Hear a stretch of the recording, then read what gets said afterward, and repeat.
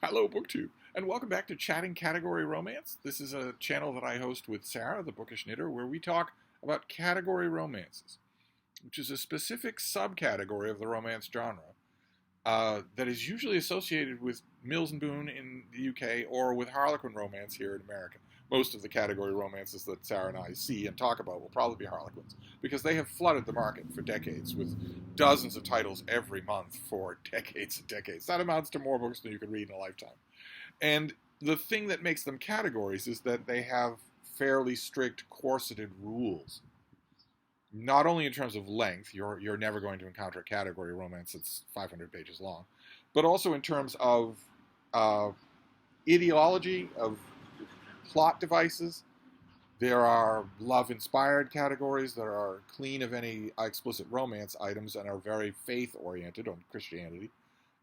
There are Harlequin Presents and Harlequin Desires with varying levels of intimate bedroom details, depending on, and you know that ahead of time with those separate categories. So if you're a reader who likes the witty exchange of dialogue, but who really doesn't like page after page of people steaming up the sheets, you will know which categories to choose, because some categories by category don't have those elements.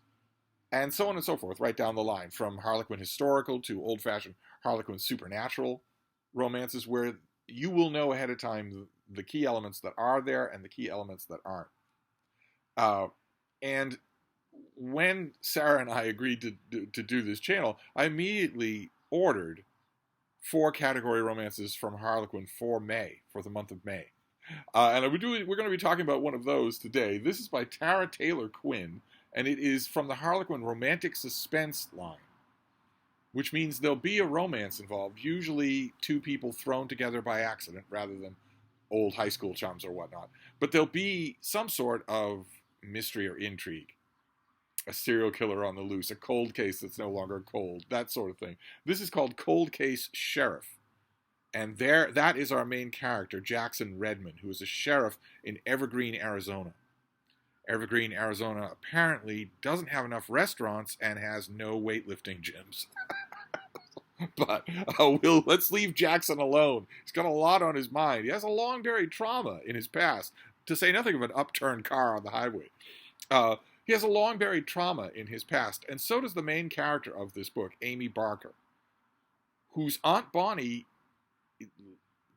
bequeaths her a plot of land in Evergreen, Arizona, which is the place where her parents met their tragic end.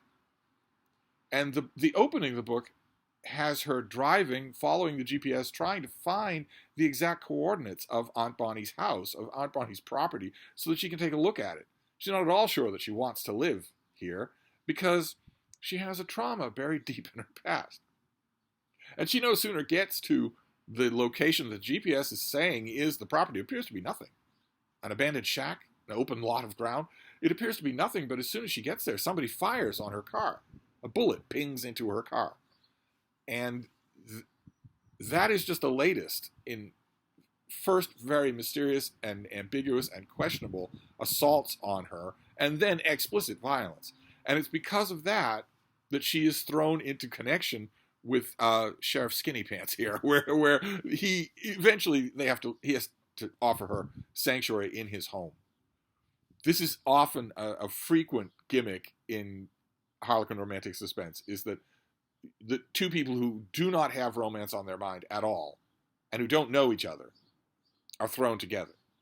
And that pattern is strained just a bit in this book. Way too slowly. So Jackson Redmond is talking to Amy Barker about, who could possibly be doing this to you? Why are you here? What were you doing out at that property? And one thing leads to another, and eventually they start talking a little more as attacks continue and violence escalates. They start talking more and more, getting to know each other more and more. About the same age. She has a mysterious trauma in her past, and there's a figure. In her memory, she can just barely make out this figure, but not quite. Not enough to get any details. And what's that you say? You sheriff, have a trauma buried in your past the exact same number of years ago in the exact same place, and you also have a mysterious figure that you can just barely make out the detail. It's just outside my grasp, but it's probably not connected. It's by page 100 of this book at the latest. This is, I think, a slightly longer. Yeah, this is almost 300 pages. That's slightly longer than Harlequin category romances usually are. But by page 100, even the most well-intentioned and patient reader in the world would be screaming out loud at the pages of this book. By page 100, not only will you be screaming for these two characters to, I don't know, get their heads out of their anatomies. By page 100, in other words, you will be saying out loud to this book that famous quote from Sarah's own channel, "What are you, dumb?" And eventually, what is painfully obvious to the reader on page 100 becomes clear to our characters later on in the book. I think the author, I shouldn't be too harsh because Sarah probably knows this author. I think the author was probably imagining that it would be more dramatically effective to sort of twine that tantalizing mystery and shared trauma in the past with the identity of the shooter in the present. I think that maybe might have been the goal, but there are better ways to go about it than this. And you would think maybe from that description that this is a pan, that this is another. I've had a couple of, one at least, standout example so far on this channel of a category romance that didn't please me. But that's not true. This is actually, despite, there's some outward silliness in the contrivances of the plot. But this is still really pleasing in a way that I have noticed often happens in Harlequin romantic suspense that doesn't sometimes happen in the other categories. I get the impression that the writers for romantic suspense I get the impression that they feel that they should really twist and fold their plots. Give them more texture, more moving parts than the plots of other books, of other Harlequin category romances. Like, for instance, we talked a little while ago. I haven't been updating this channel as often as I want to. I will try to improve that. But we talked about a Harlequin Presents romance. The Harlequin Presents romances are a very old-fashioned kind of breathless thing that have the plot of the book as the book's title. The billionaire surprised by his playboy mistress, or in love with his pregnant governess, so that sort of thing. That is a description of the plot. But in Harlequin Presents, that will often be the title of the book as well. And when that is true, you know what you're going to get, literally before you open the book. But with Harlequin romantic suspense, and I've also noticed this a lot in Harlequin intrigues, there are more twists and turns. There's more for you to sink your teeth into if you are a plot-oriented reader, as opposed to just someone who is flipping the pages waiting for the romantic boxes to be checked.